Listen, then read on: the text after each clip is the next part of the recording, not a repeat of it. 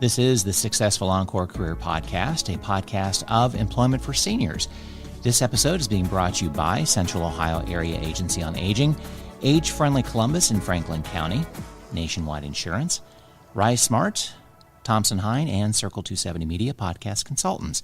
I'm Brett Johnson, longtime volunteer with Employment for Seniors, and with me, as always, is the Executive Director of Employment for Seniors, Dr. Carol Ventresca. How are you, Brett? I'm doing great. Wonderful. And we have a lot of people in the room with us this time. Oh, my gosh. We had to get a bigger room. That's true. We did, didn't we? We did. An expensive room, quite frankly. Yes. Yes. We are not podcasting from Employment for Seniors today, but from the Ohio State University Alumni Association building. So this is pretty cool. Thanks, Brett, for everything. Sure. And to all of our listeners, we are approaching number 100 of our podcast program. So thank you all for listening. And if you have suggestions, ideas that we haven't covered over the last year and a half, please let me know and email at podcast@employeeseniors.org. And that is also on the website, so you can find us.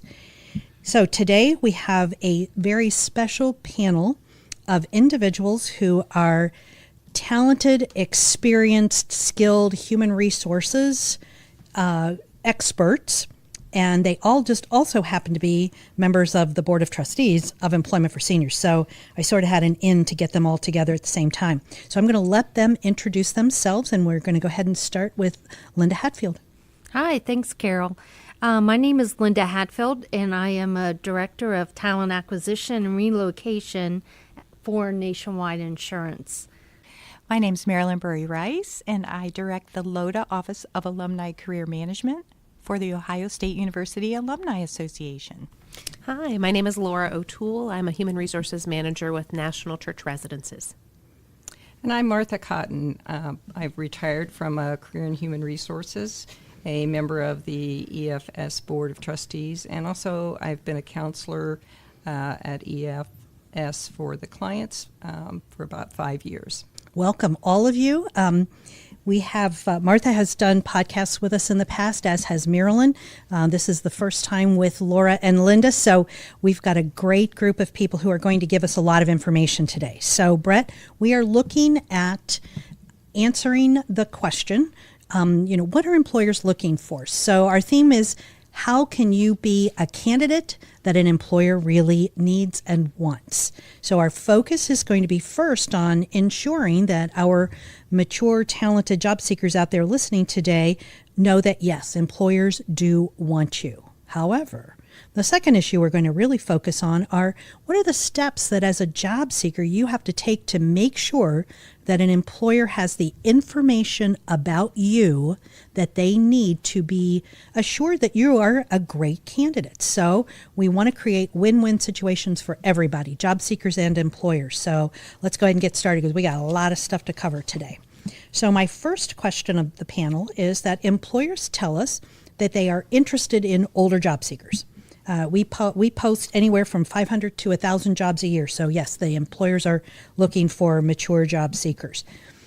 But can you provide us with some tips on the types of skills that are most important to your organization? What are you looking for in a candidate?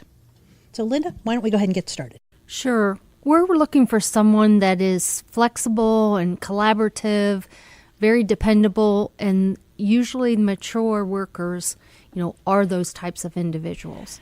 I would say that I would add to your comment, Linda, with someone who's a team player, somebody who is willing to work with others and collaborate, perhaps a good problem solver, enjoys projects, working together, but also taking hold, maybe leading projects and carrying through from start to finish. Things that they've done in their past work life, and that you're comfortable that they're going to do it again. Sure. I think also to add to that is when a client is talking about what they have to offer, they exude confidence about their ability, and you may have all that experience, but to express that in a way that manager knows that you know yourself pretty well And these are things that you could talk about and give actual behavioral examples of how you've demonstrated those in former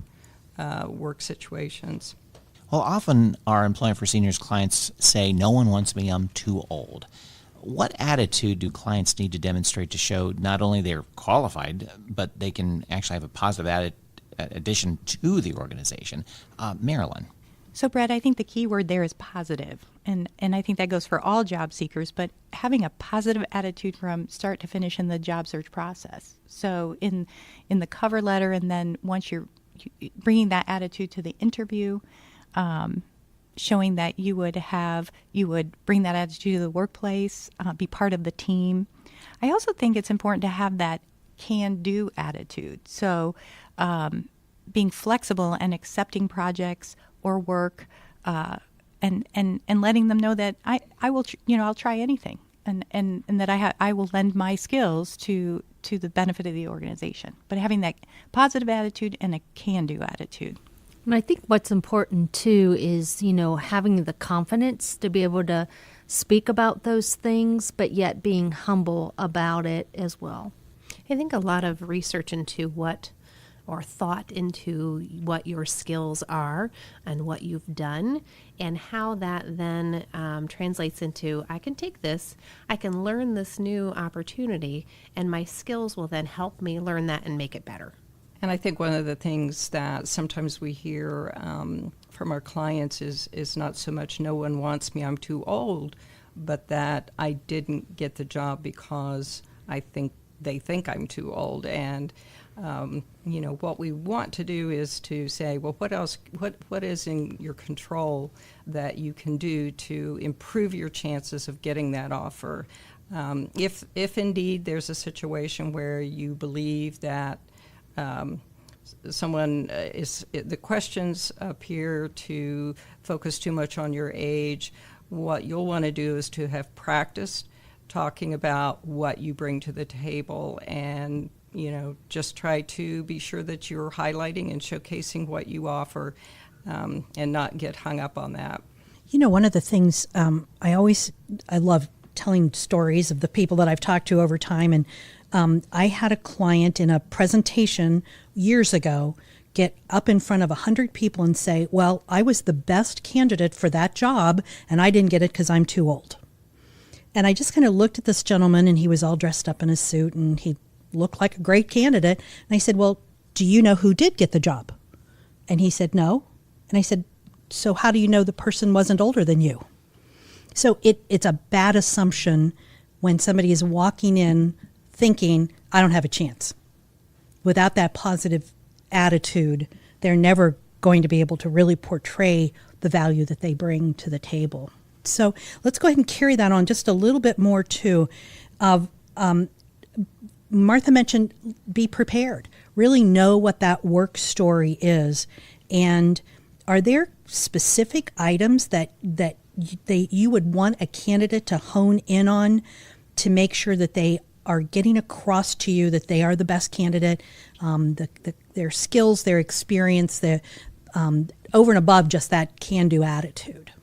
One thing I would recommend would be to really read that job description and the requirements of the job, and to spend the time to match your experience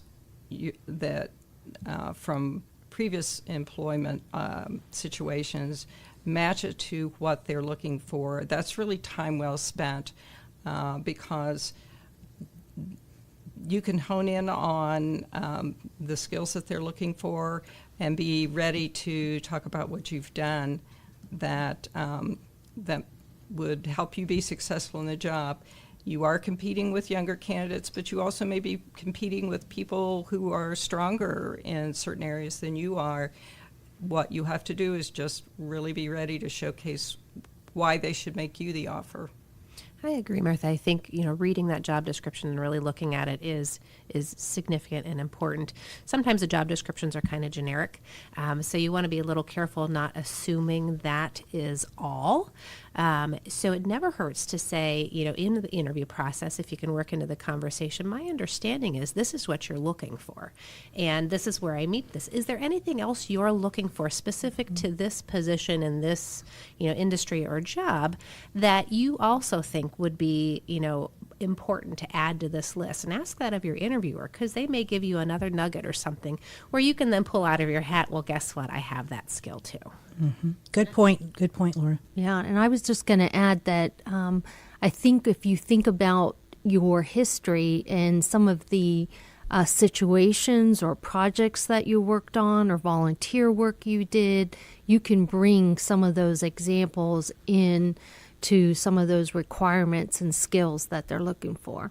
Let us not forget about those transferable skills or softer skills that we mentioned earlier. I'm working with a candidate now who said, and in addition, I will show up and I will have a great attitude. And that is something that mature job seekers bring to the market, is that they show up and they're reliable, good work ethic. So absolutely mention those things as a topper to what has been mentioned so far. And one really good point that Laura mentioned in looking at the position description, to not make assumptions.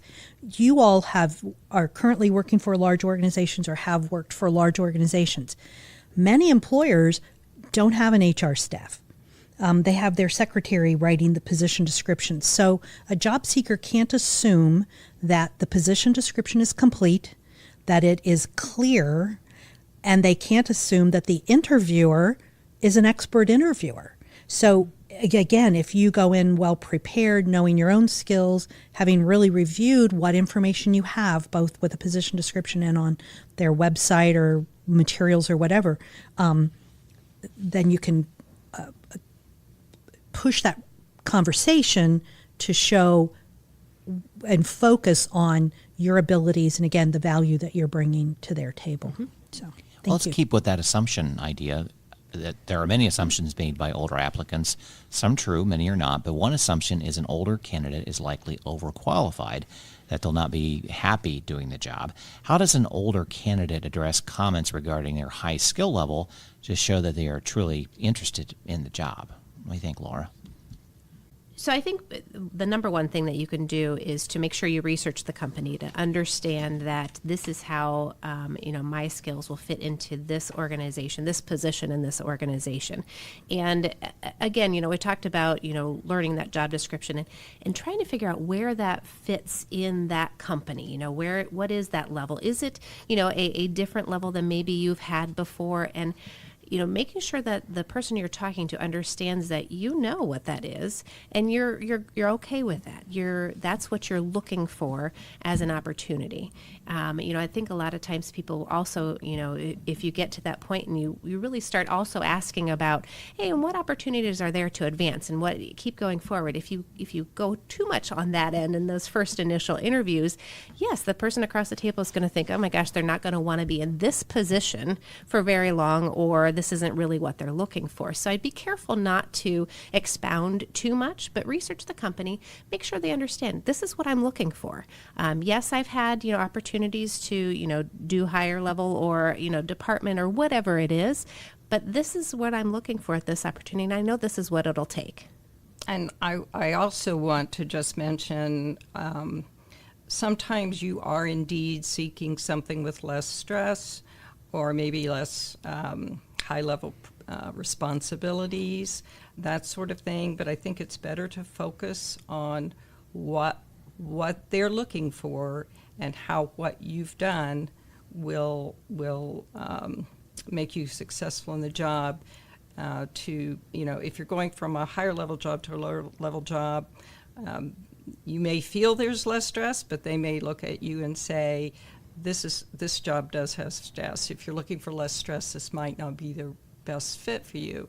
So just be careful about, even though that may be what you're looking for, that should not be part of your defense on why you should be, why you should be extended an offer for the job, why you could be successful.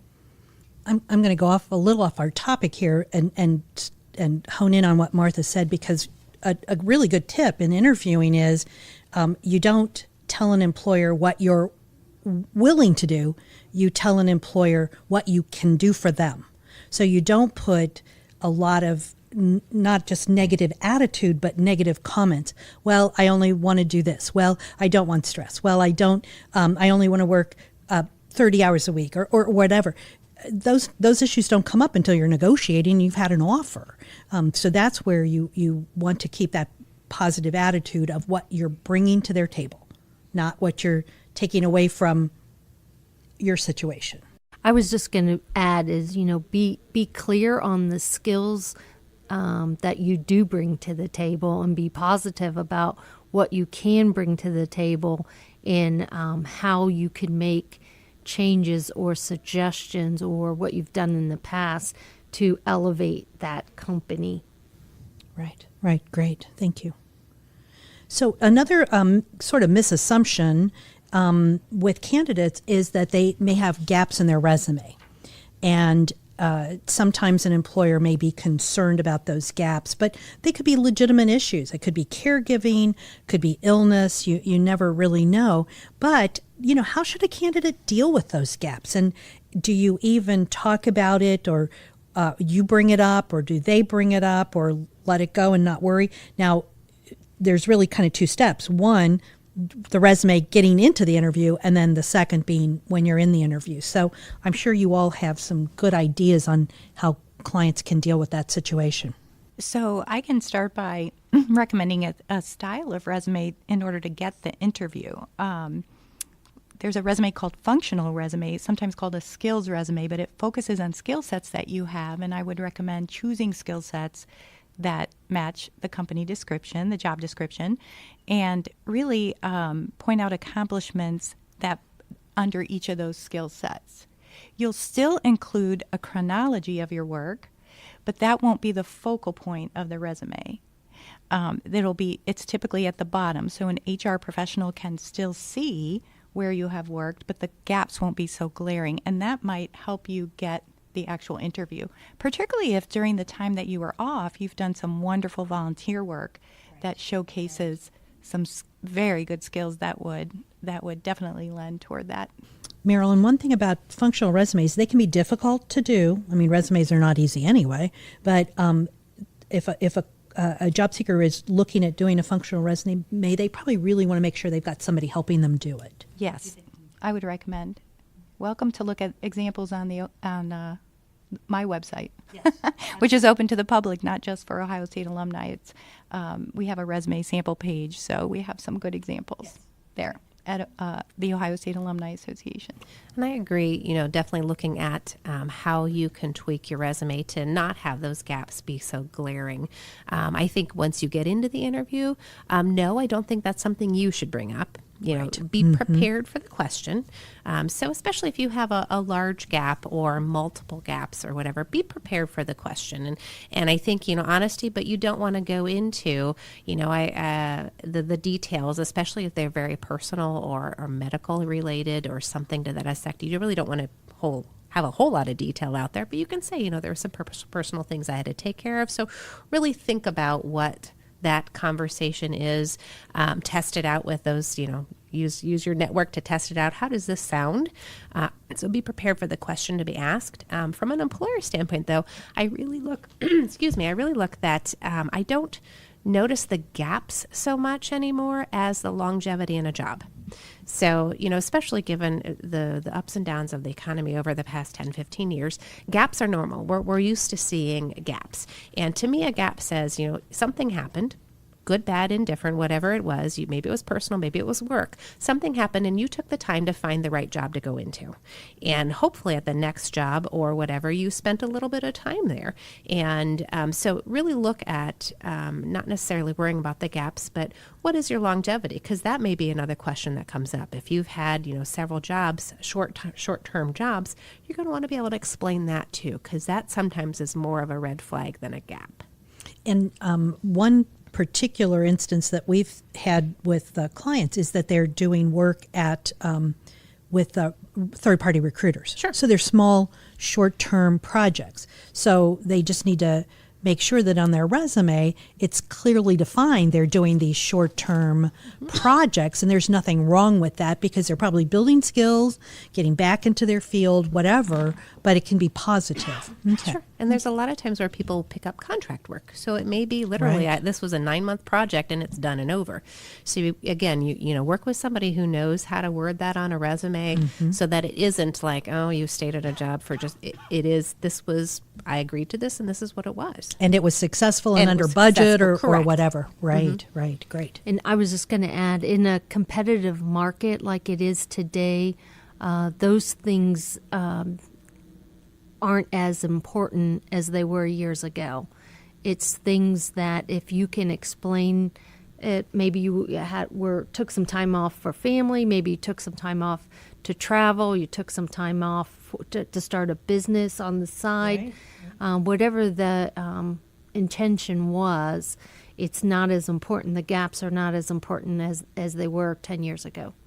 And I think, too, preparing brief statements that don't go in, as Marilyn said, not a lot of detail, and then kind of using that after you make a brief statement, just move on to, and I'm very excited about this new opportunity, so that you answer the question, don't provide more information that you need, but also show how excited you are about the new opportunity.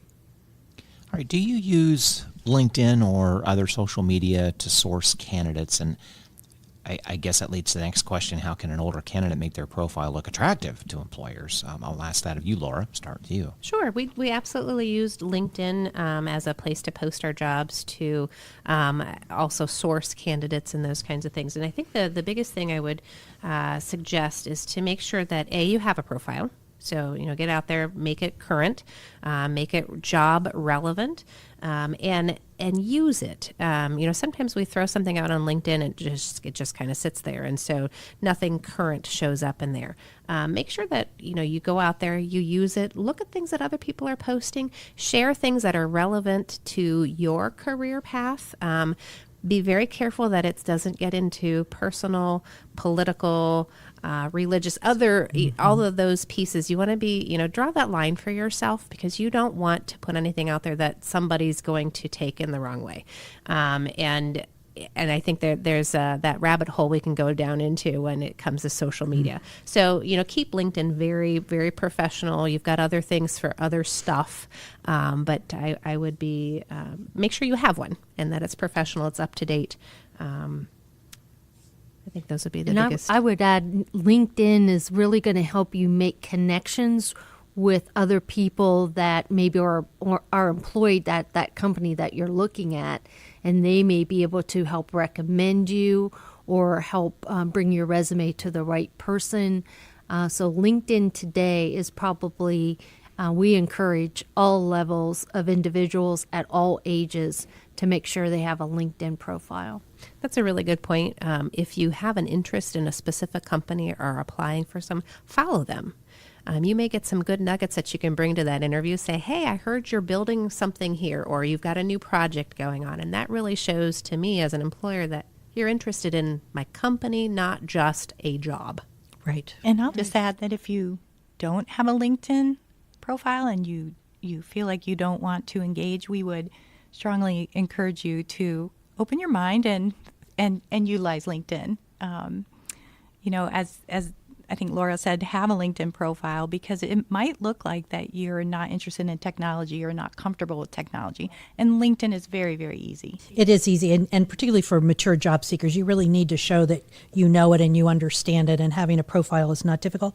And if you're in Central Ohio, we have LinkedIn workshops. We can help you do that. And there's likely LinkedIn workshops regardless of where you live. All of the public libraries have those kinds of opportunities, and usually the workshops are free. So show that you know how to use this. And if you can do Facebook, LinkedIn is really easy. So. And I would consider, too, a lot of industries have kind of their own social media pages. So if you are in a specific industry, whether it's healthcare or engineering or whatever, take a look at what's in your area. There may be networking groups that have their own. Maybe it's through LinkedIn, maybe it's not. But check it out. There's opportunities to expand your network. When you're looking at candidates, do any of your corporations use a look at Facebook or other social media information? Just at LinkedIn? No, you only use LinkedIn. We try to stay away from the personal. That's kind of, we try to draw that line for ourselves too. While I said to draw your line for you, we do as an organization as well. Which is good because, we tell candidates, be careful because it's out there. That doesn't mean somebody can't take a look. And I would add that as a HR function, we do not look at that, but believe me, the managers that you're interviewing with or individuals on their teams, they're looking at that, and your information, if it's not professional, it will be seen. So you want to be very careful. And too, if you get onto Facebook and you say, I'm an employee of, that opens up a whole new realm. Then it does become my business. Yes, very much so. Good point. So one of the things that Linda just mentioned was to use LinkedIn as a networking tool. Get out there, find people in organizations, particularly that you're looking to work in. So that's the first step, is to connect with them online. But then the next step is to actually face-to-face and talk to people in informational interviewing, which I love. People don't like to do it, so I'm always talking about it because it really is a great way to get sort of the gist behind what's going on in an organization. So informational interviewing is not asking for a job. You have to be very, very clear about that. You are looking for information, just like LinkedIn gives you information, an informational interview will give you information. So anybody use informational interview? Carol, you do that with me all the time. I do. So, and quite honestly, it was a wonderful thing that you brought me into. It was not something I had done a whole lot of. I did that with the students. A lot of times I'd have, student mentors. But Carol, many years ago when we connected through this, said, Laura, would you talk to so-and-so? They're interested in, your field or whatever. And for me, it was very interesting, and it was a lot of fun getting to know someone. And yes, you were very good at coaching them because none of them were asking me for a job. It was, what do you think about, or what do you know about, I'm in the nonprofit world, I'm in the healthcare world. What is this, how is this different from, I've been in manufacturing before, or I've been in retail before. And for me, it was an opportunity to kind of give back and say, here's what I know, and here's some connections I have in the world. And I've gotten to follow some of them and know that they've gone on to have successful opportunities in the field. And it's been a good feeling on both sides, I think. Good.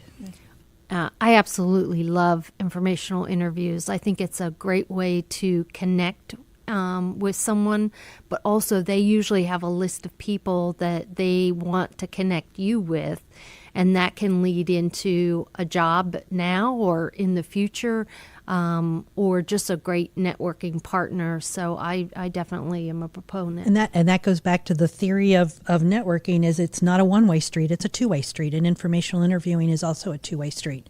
So who knows, they may send you a great candidate for a job at some point in the future.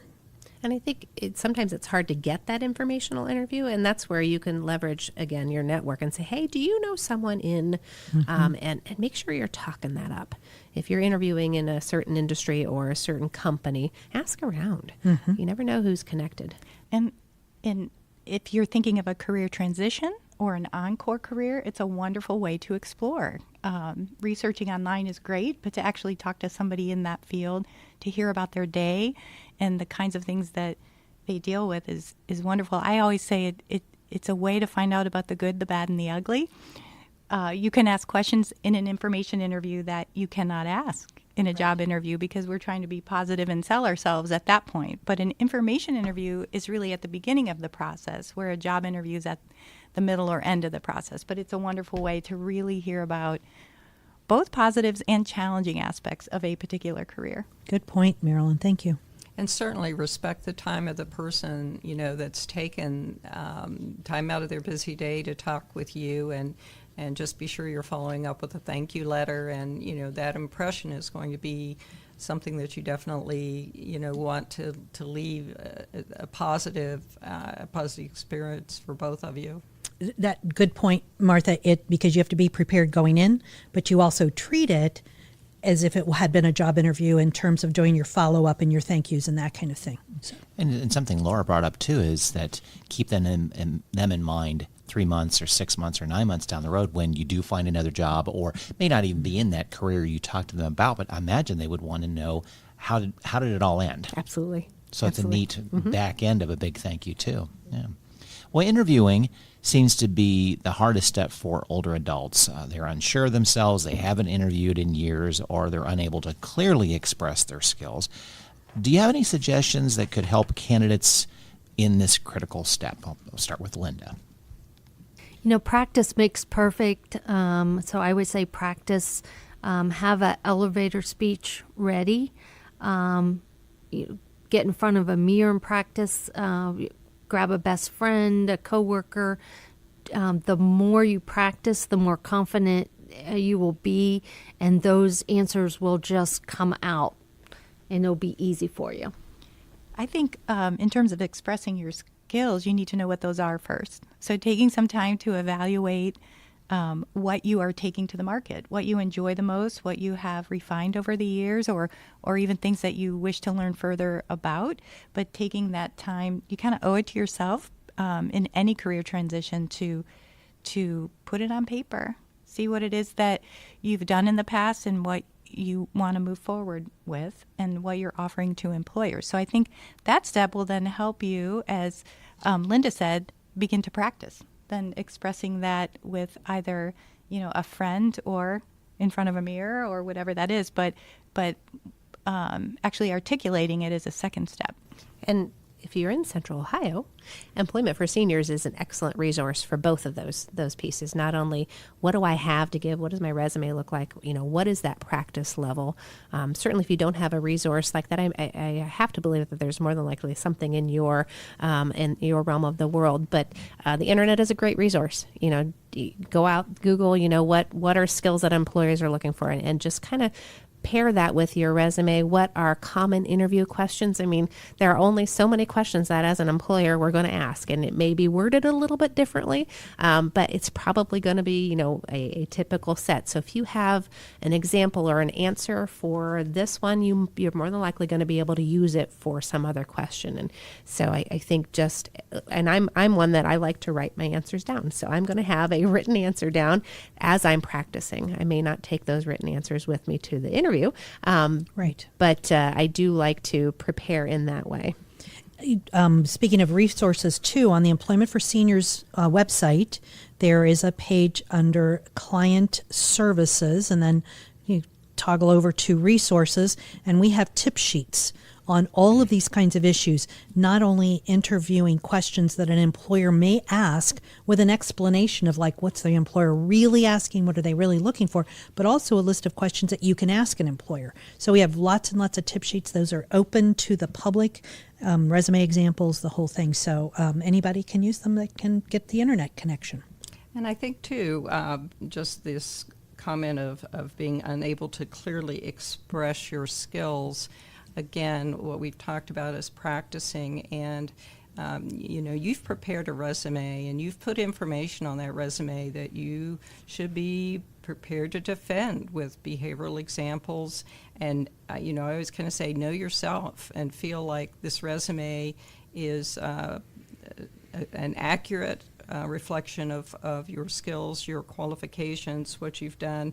I mean, granted, it's 1 sheet or 2 sheets of paper. It's not going to list everything, but just be sure that, when you're preparing for an interview, that you have confidence in the things that you've put on that resume and that you could back those up.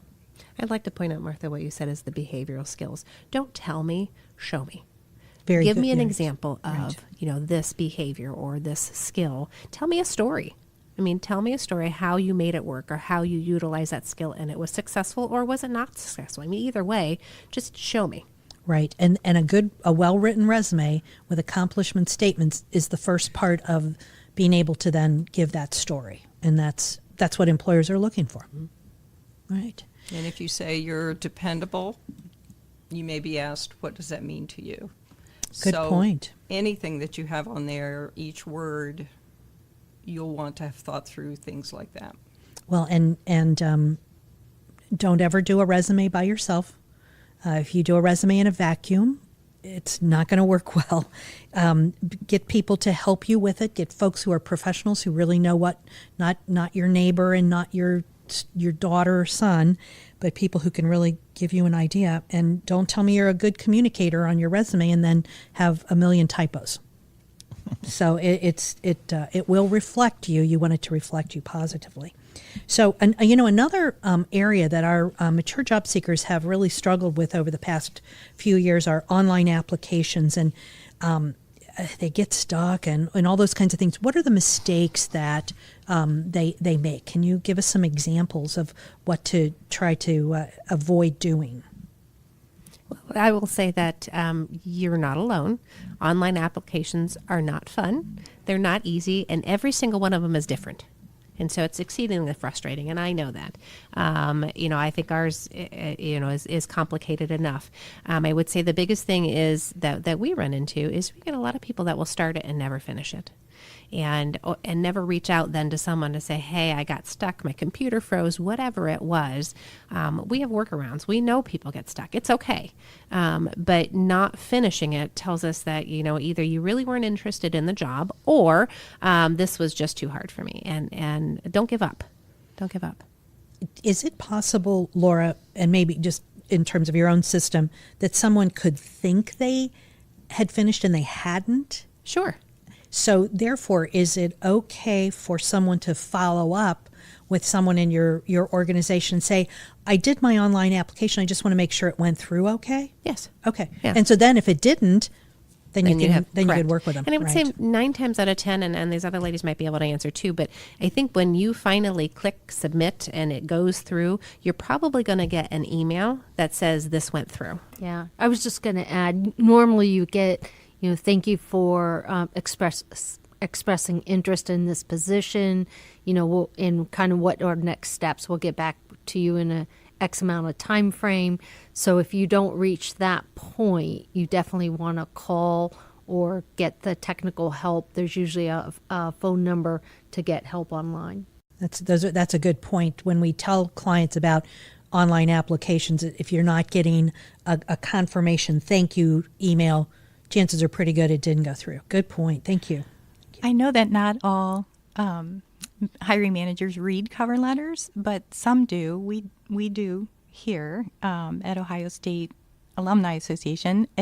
So I would always recommend to write one and upload that.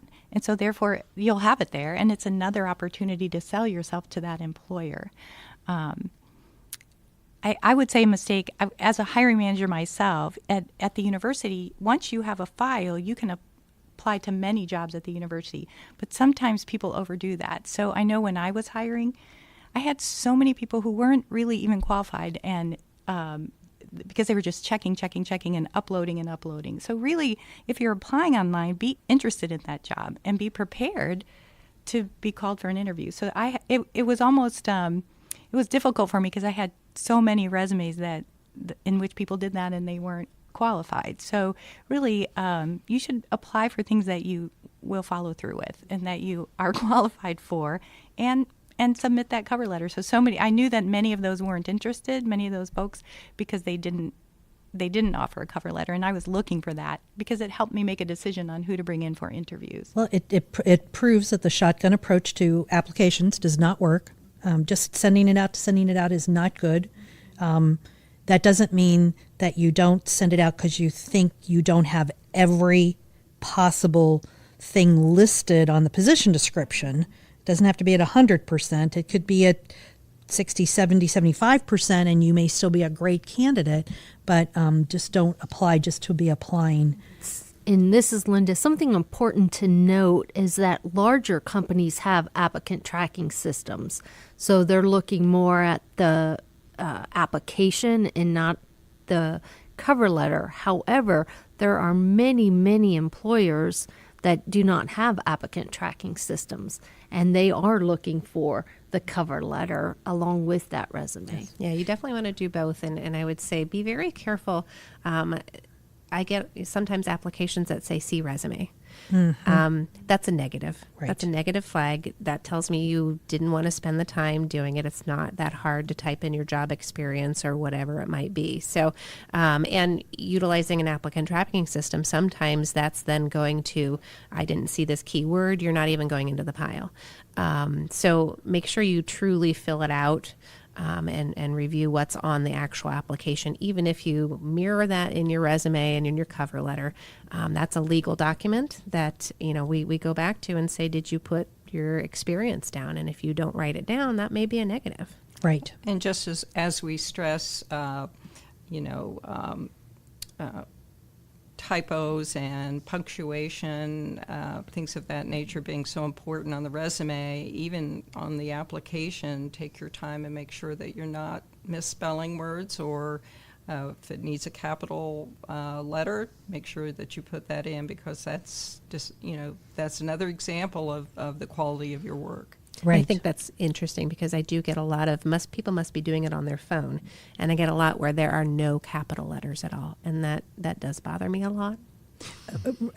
Recognize that an employer is going to make an assumption that if you don't do good quality work in your own application for a job, you are not going to do good quality level work for them. And so that's a good, very good point. Thank you. Well, to wrap up our discussion, can each of you provide like one tip you feel is most important for our mature job seekers that will assist them in their job search? What will bring their candidacy to the top of the pile of resumes other than printing their resume on yellow paper?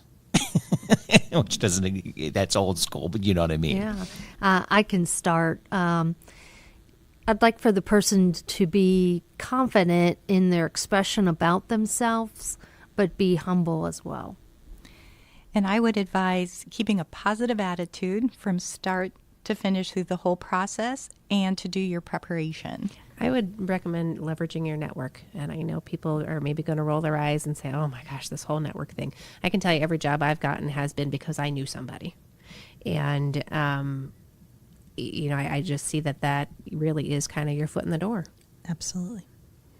I think knowing yourself and taking the time to, list the things that you have to offer and matching that with the types of jobs that you're interested in, so that it allows you to better showcase your skills, articulate what you bring, and also in the interviews you just come across as much more confident, which is always a very attractive thing, not to the point of being arrogant, of course, but confident in yourself, sitting up straight, presenting yourself in a way that would make someone feel that you would be a person they would want to have on their team. I actually have a couple of things to add in. I have to put my own tips in there too. Not just understand the questions that you're likely going to be asked and why they're asking those questions, and be prepared to answer the questions from the interviewer, but also to have your own set of questions. And maybe one of your questions might be, what do you see as the 3 top priorities of the day for this individual? Ask those probing questions so that you know for sure that you're interested in the job, but that you can do the job. So it's going to make you look like you have done your homework. And so, have those things done and ready ahead of time. The other thing too is, we've kind of hinted at this, stay to your work story. And part of that is, don't answer questions that haven't been asked. When we were talking about gaps, nobody wants to hear about the surgeries that you just had. They don't need to know the minute details of child care or grandchild care or whatever those issues are. So don't ask questions that haven't been asked, and to get assistance. Here in Central Ohio, if you're 50 and over living in Franklin or a contiguous county, Employment for Seniors is a free service. Call us at 614-863-1219. And let us see if we can help you. Do your resume, do your cover letter, practice your interviewing, talk about elevator speeches. if you're not in Central Ohio or if you're not 50 yet, there are a lot of wonderful organizations throughout the country that can help individuals who are job hunting.